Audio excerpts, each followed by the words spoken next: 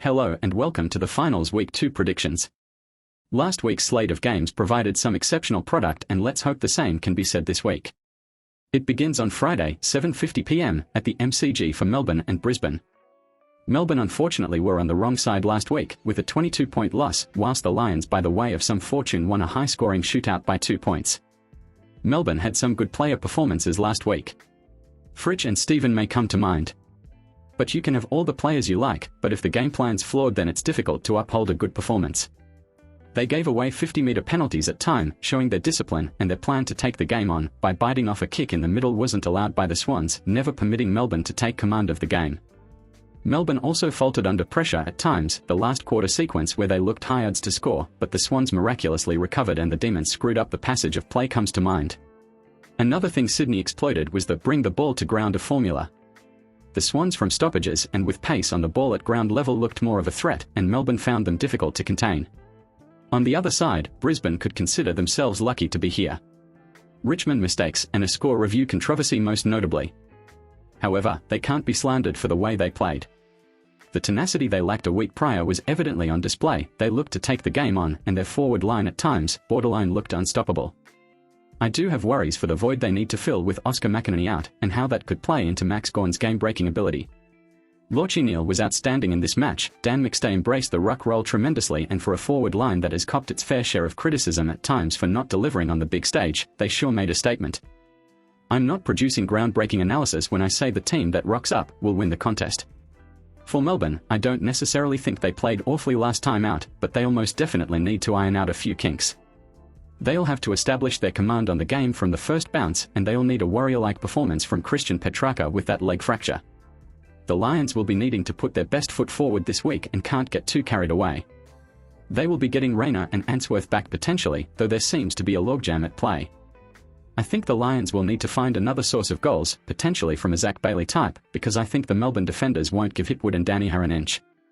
I feel Charlie Cameron could be in for a big game. I have faith that the Brisbane defenders can lock down Melbourne's forward line, and it'll put pressure on the likes of Ben Brown. If Harris Andrews remains interested like he was last week, defensively engaged at denying lunch at every opportunity, I think Brisbane are in with a shot. The Lachie Neale potential tag and the Dane Zorko antics are things to watch. Yet, I still can't deny the struggle Brisbane experience on the MCG. They shit themselves on the large grounds, and I can't help but look back on the two meetings where Melbourne utterly destroyed Brisbane. Whilst Brisbane were exceptional in many ways last week, I can't help but highlight the flaws in conceding 104 points, and that's on a surface level. With a full analysis, I come to the conclusion I think Melbourne will win their home final, bouncing back and booking their ticket in the preliminary finals. The other fixture this week is on Saturday at 7:25 at the same venue. Collingwood take on the Fremantle Dockers, and Collingwood were grouse against the Cats but fell short, and Fremantle were winners in their match after an atrocious start. To break down Fremantle's performance on the weekend, it's very simple to break it down into two phases. The Dogs' 41-point head start was built on a foundation which was more so Fremantle playing poorly. They were flat-footed in the contest, they had no spark, they were ball-watching as opposed to man-marking, and displayed overall lethargy. They couldn't get the ball out of their back 50 for their life. The 54-point swing to follow was the complete inverse. They were hungry, they focused on one-directional, forward football, which allowed for their pace to be maximised. Walters and Frederick were the pioneers of this. Forward hand passes allowed quick transition play, and their players were proactive at stoppages. They also were the team locking the ball inside their 50. We'll see an example right here, as Michael Walters puts in about 3 efforts that is representative of how they fought back into the contest. Walters has gotten his fair share of criticism, but credit to him for responding, especially after a questionable set shot choice in the first half, when they needed him to deliver. The Pies, on the other hand, can't be judged for the most part. But there's some growing pains in there. They tried to bite off more than they could chew at times. They sometimes irrationally committed more numbers to the footy that had no impact, or committed too much on the offensive side of the ball, that it compromised their defensive structure firstly, and secondly the result of the game, as they got beaten on the counter with that final goal. It seems staggering given Collingwood seemed invincible in close games, but turns out they are humans. 2 times they led in the last quarter, yet they for the first time showed a bit of fault in the closing stages. As I said though, you can't knock them down for their tenacity and moments of brilliance they demonstrated. This is going to be a great game. Taylor Adams will be out for the rest of the season, so whoever replaces will hold large responsibility. Fremantle could see Matt Taberner return, and this may dictate Collingwood's planning in the game.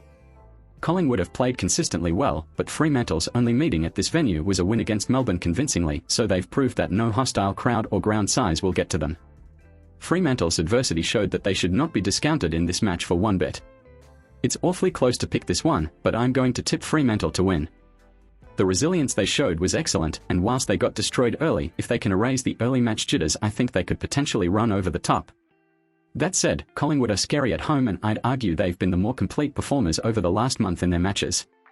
I could be horribly wrong, but they don't call it a prediction for no reason. That's all from me. Enjoy this week of matches, and we'll be back here for the second last week of the season next time out.